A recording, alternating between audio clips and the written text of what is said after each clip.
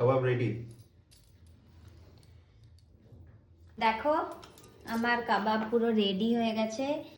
একটু একটু হিটে থাক, তারপর 5 মিনিট পর ওটাকে বের করে নেবো। আর এখানে আমি পেঁয়াজগুলো নিয়েছি, পেঁয়াজ কাটবো। আর হচ্ছে এই যে লেবু। আজকে না ধনেপাতা চাটনিটা বানাইনি, কেন কি বললো কেউ খাবো না। আজকে আরেকটা জিনিস বানাবো, সেটা হচ্ছে বিরিয়ানি। এটা খেয়ে নিই, তারপর বিরিয়ানির রেডি করব সব কিছু। চলো তখন আসছি, কাবাবটা বার করি, তারপর দেখাচ্ছি তোমাদেরকে ফাইনাল লুকটা।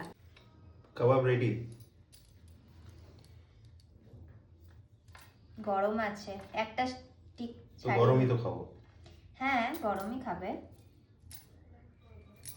দাও। আমি একটু খাইয়ে দিই। আমার নুনটা ঠিক আছে? পারফেক্ট। পারফেক্ট। এই হচ্ছে আমার কাবাবের ফাইনাল লুক। দারুণ হয়েছে আগে। সত্যি